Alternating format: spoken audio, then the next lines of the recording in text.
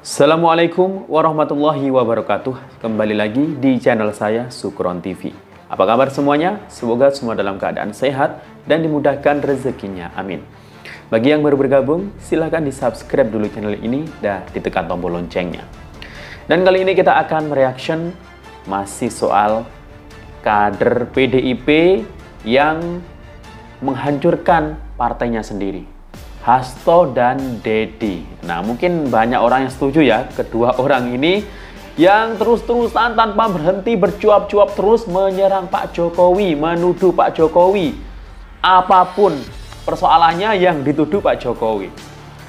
Pilihan gubernur kalah Jawa Tengah yang dituduh Pak Jokowi mengerahkan Partai Coklat isunya atau tuduhannya. Nah, bahkan kemarin itu ada tukang es teh itu yang viral ya, sama Gus Miftah itu. Nah, itu malah si Hasto ini mengkaitkan dengan Pak Jokowi, ya. Bahkan dia ngatain satu suara pedagang es teh sama dengan satu suara Jokowi. Apa hubungannya coba ya? Dan baru-baru ini Hasto kayaknya punya senjata baru ini, ya, untuk menyerang Pak Jokowi. Nah, kira-kira apa senjata barunya ini? Kita akan saksikan bersama dan kayaknya ini si Hasto ini apa ya? Bertemu dengan mantan Kaisang ini. Waduh, ada apa ini? Senengnya kayak yang muda-muda ini kayaknya. Ada apa ini ya? Dan kayaknya ya Bu Megawati harus mengevaluasi namanya si Hasto ini. Dan langsung saja kita simak videonya. Maka mereka kemudian ikut bergerak dan menyampaikan banyak informasi berharga kepada saya. Apa informasinya? Baru-baru ini ada foto bareng sama Mbak Tisu itu tuh, terus pakai jaket kader juga. Apakah sudah masuk PDI Perjuangan? Terus captionnya kan membahas masa lalu. Apa kira-kira yang dibahas? Apakah termasuk juga soal gratifikasinya Kaisang? Ya, saya dihubungi karena dari Ibu Mei, namanya Felicia, menghubungi saya dan mengatakan bahwa ketika keluarganya menjadi korban, maka mereka mengalah dan hanya memohon ya diberikan keadilan. Tapi kemudian ketika rakyat Indonesia diperlakukan seperti ini, maka mereka kemudian ikut bergerak dan menyampaikan banyak informasi berharga kepada saya. Apa informasinya itu rahasia, sehingga nanti akan kami gunakan ya di dalam proses menegakkan kebenaran. Karena beliau-beliau ini juga terpanggil dengan melihat Indonesia yang begitu besar, dengan ide-ide kemerdekaan yang luar biasa sebagai bangsa besar, itu tidak boleh seharusnya diperlakukan seperti ini oleh keluarga Pak Jokowi. Jadi itu saja yang bisa dapat saya sampaikan, dan ini memberikan suatu energi bagi kami juga untuk terus berjuang menegakkan kebenaran dan menyelamatkan demokrasi dari rakyat, oleh rakyat dan untuk rakyat, karena suara rakyat adalah suara Tuhan.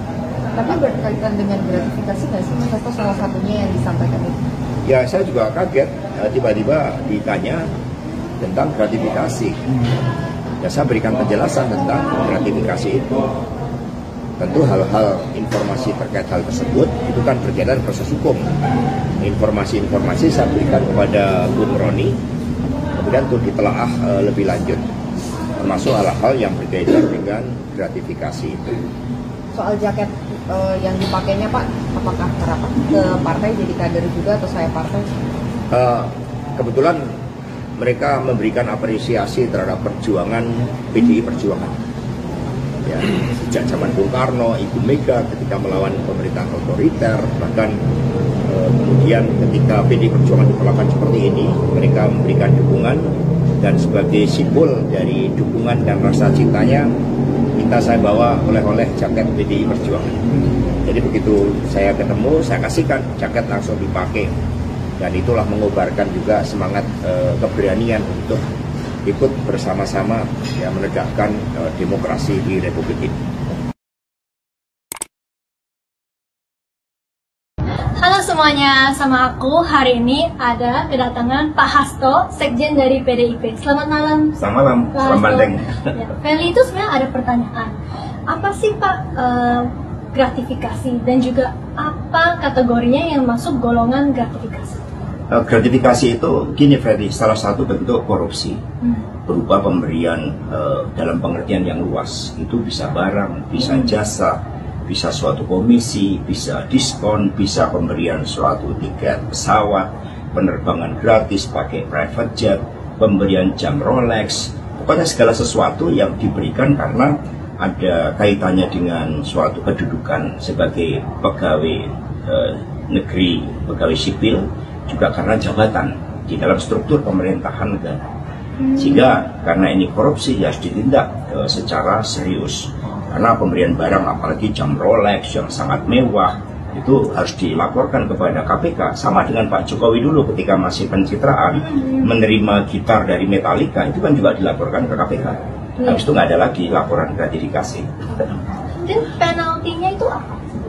Ya sesuai dengan tindak pidana korupsinya ya. Tapi menerima barang seharga 10 juta pun itu harus dilaporkan dan kemudian nanti harus membayar pajak dan kemudian harus diserahkan kepada negara tergantung nilainya. Dan kemudian sebagai suatu tindak kejahatan korupsi apalagi terkait dengan jabatan pemerintahan negara, ini sangat serius implikasinya kalau tidak diproses hukum.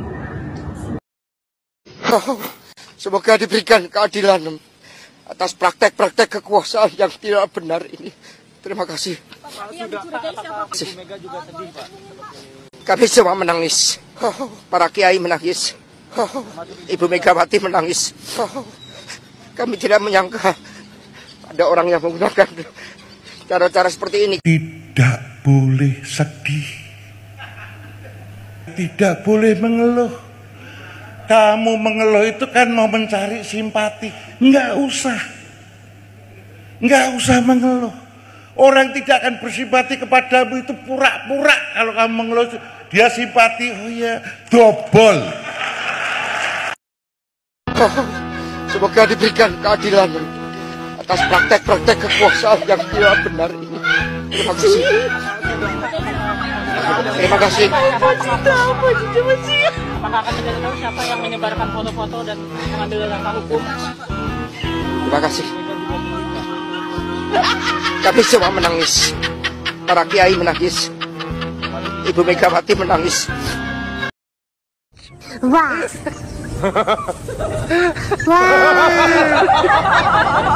Wah semua. Bagaimana di setidaknya 8 provinsi itu terjadi pengerahan yang namanya aparat kepolisian dan aparat pejabat kepala daerah, dinas, camat, sampai kepala desa, lurah, ketua RT, Kepling. Nah ini dulu, jadi ini persoalan yang sangat mendasar. Harusnya ini dianggap sebagai sebuah koreksi, sebagai sebuah alarm kepada lembaga atau institusi Polri. Tapi selama 9 tahun ya, ketika PDI Perjuangan belum pecah kongsi dengan Pak Jokowi, PDI Perjuangan tidak pernah melontarkan kritik ini loh terhadap Polri. Pada saat kasus Sambo pun juga PDI Perjuangan tampaknya anteng-anteng saja pada saat itu, tidak memberikan kritik terhadap Polri. Tolong, kaki saya sakit. Kau diam. Kau nyusap kaki bagaimana? Diam. Marah semua nih. Lancangnya 3 hari ya. Jangan, Saya tuku kau sebentar. Kau, menit, Ya ini memberikan suatu energi bagi kami untuk semakin turun, kemudian menggalang mereka karena begitu mudahnya wong cilik termasuk pedagang es kemudian dilecehkan, diperlakukan dengan cara-cara seperti itu. Tapi saya lihat Gus Miftah kan juga sudah minta maaf. Dan kemudian juga melakukan berbagai langkah-langkah koreksi. Ini yang kita harapkan. Maka buat wong cilik jangan pernah ragu bahwa martabatnya itu adalah sebagai warga negara Indonesia punya hak yang sama dengan yang lainnya.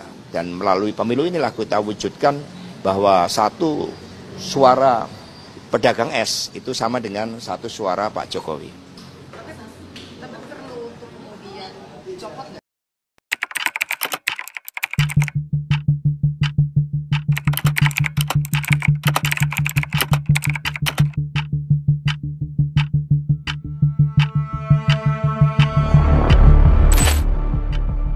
Drama penangkapan Harun Masiku kembali mencuat. Dan masih tetap sama, Harun Masiku tak kunjung ditangkap.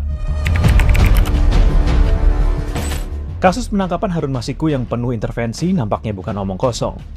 Ex-penyidik KPK yang pernah tergabung dalam tim pengejaran Harun Masiku, Praswat Nugraha, menceritakan pengalamannya saat hampir berhasil meringkus kader PDIP tersebut.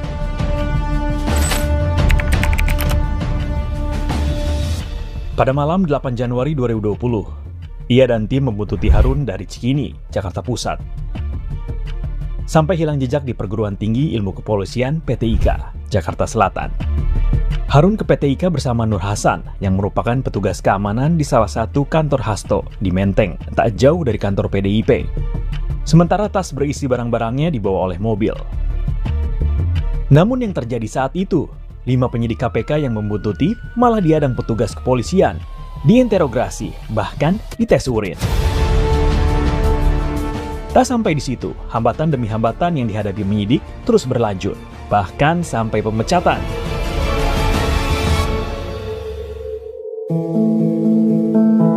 Jadi 4 tahun yang lalu, 3 tahun setengah yang lalu itu kita pernah mendeteksi Harun Masiku, dan kenyataannya saat kita deteksi dan kita laporkan justru malah kita dinonaktifkan lalu dipecat kan gitu kan.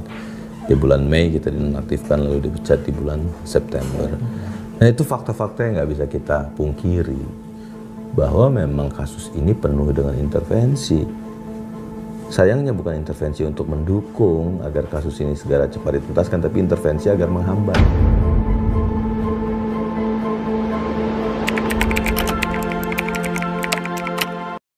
Melihat ini sebenarnya problemnya di internal competition gitu. Iya. Di dalam PD Perjuangan. Nah, kenapa? Meskipun tujuannya sama nih, karena kan memenangkan calon-calonnya. Nggak mungkin kan mereka mengatakan Puan main 2 kaki. Tidak mungkin mengatakan Puan tidak solid mendukung Andika ataupun Pramono Anung misalnya. Nggak mungkin. Kenapa? Ya karena tabrakannya problemnya terlalu berat. Jadi simbol-simbol ini orang-orang yang ini yang dipakai gitu loh. Tapi tujuannya memang untuk memojokkan Puan juga. Harus ada yang disalahkan atau dipersalahkan dalam proses ini gitu Bang. Ya, tapi itu bukan maunya Puan. Mereka tidak berani langsung menyerang Puan. Ya. Akhirnya yang jadi korban kan simbol. Termasuk juga menurut saya Bang ini analisis ya. Ini Abang setuju atau enggak saya nggak tahu. Provokasi dari Hasto kepada menyerang Jokowi dan pemerintah gitu ya, untuk membuat suasana panas sehingga ada perubahan MD3 yang membuat Puan tidak lagi menjadi ketua DPR, ya kan, kemungkinan tidak jadi ketua DPR sehingga karir politiknya pasti akan meredup gitu, karena bukan lagi memegang posisi yang sekarang kan, kalau turun itu kan agak susah gitu. Ya, jadi saya membaca ada upaya ke arah situ juga. Ya tapi itu akan gagal. Karena kan kalau misalnya Puan tidak menjadi ketua DPR, pasti Sumi Dasko kan. Iya. Kan gitu. Nah, Gerindra dan Sumi Dasko tidak tertarik menjadi ketua DPR. Ya, jadi kalau dia buat IMD3 itu kan orang seperti Dasko itu udah nggak penting jabatan. Ya, dia beyond ya. Nah, apaan sih? Ketua DPR, wakil ketua DPR atau apapun dia nggak ada masalah. Iya. Ya kan, kecuali Dasko itu ambisius menjadi ketua DPR, barulah. Pak Dasko nggak ambisi ya Bang ya? Kalau untuk ketua DPR nggak lah. Dia udah paham.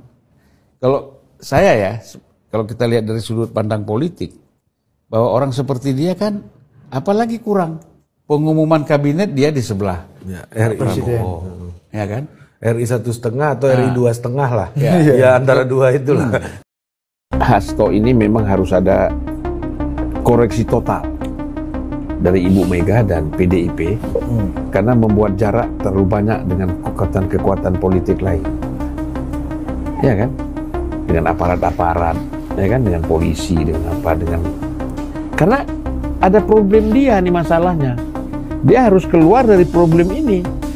Misalnya problem Harun Masiku, dia kan harus bagaimana caranya keluar dari sini. Muncul lagi kan gitu. Terakhir kan bicara di podcast ya, podcastnya Bang Akbar senior kita dengan Bu Koni, Mas Hasto bilang nih bahwa ya saya ini udah ditarget untuk tersangka. Jadi soon akan tersangka. Kemudian itu yang ini sebagai apa namanya tindakan jahat dan rencana jahat juga katanya dari ini Pak Jokowi. Entah kenapa Pak orang Jokowi kalau merasa sudah ditarget itu karena ketakutan. Abang lihat ketakutan, panik, ya kan?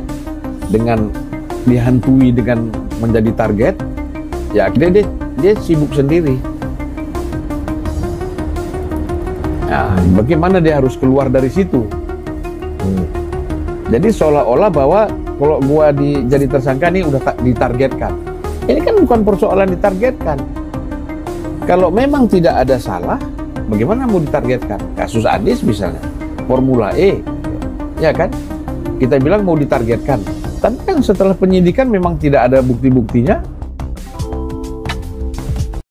Tarungan lama menyangkut Pilpres itu balik lagi sekarang ini. Setiap ada momen politik itu pasti itu muncul lagi orang puan, non puan. Kan kayak gitu. Bambang Pacul kan dianggap orang puan. Ya, 100%. 100%, ya kan? Bahkan Utut juga orang puan. 100%. 100%. Nah, jadi ini pokoknya yang namanya orang-orang yang katakanlah dia ada di dalam kelompoknya puan, ini kan mau dikerdilkan. Ya kan? Oleh elit yang lain. Siapa? Ya bisa sekjen. Hasto maksudnya. Ya bisa. Siapa yang membuat isu Bambang Pacul ini main dua kaki? Siapa? Enggak tahu, kan tadi ada. Di media rame. Di media rame kan? Iya. Nah, siapa? Biasa kan yang ngomong-ngomong seperti itu kan sekjen atau elit-elit PDIP yang lain kan? Yang non puan lah. Gitu. Dan karena sebenarnya basis puan kuat di Jawa Tengah kan. Karena ini bukan hanya wajahnya Bang Pacul, tapi wajahnya Mbak Puan di Jawa Tengah. Iya. Dapilnya Mbak Puan, dapilnya Pak Utut, dapilnya Pak Bambang Pacul. Nah, jadi kalau kita lihat di sini, ini ada upaya-upaya mengkerdilkan ini gitu loh. Nah, oleh karena itu kalau saya melihat bahwa isu-isu seperti itu nggak mempan karena Bambang Pacul ini kan udah cukup berakar di sana. Ini kan mainan-mainan elit nih. Yang ingin seolah-olah ditangkap oleh Ibu Mega, kemudian ini nggak benar nih. Tapi kan lagi-lagi di PDI itu hakim tertingginya Bu Mega dan dimainkanlah isu ini untuk mempengaruhi pandangan Bu Mega. Berarti tujuannya itu kan. Jadi sasaran dari campaign di media sosial ini pembusukan tadi yang Ari bilang adalah telinganya Ibu Mega. Ya, artinya ingin disampaikan dikesankan kepada Ibu Mega, orang-orang ini tidak fokus, tidak solid membantu Andika. Pak Jokowi dan keluarga sudah tidak lagi menjadi bagian dari. Alhamdulillah, itulah harapan kita, Pak. Itulah keinginan kita, agar Pak Jokowi bebas dari kandang banteng. Kita sangat bersyukur sekali loh kalau Pak Jokowi dan keluarga itu tidak ngikutin alur dari PDI lagi. Justru kita sangat bangga mempunyai seorang Jokowi dan keluarganya itu benar punya komitmen pendirian yang tegas, tetap gitu. Inilah salah satu tipikal orang yang tidak tergantung kepada partainya.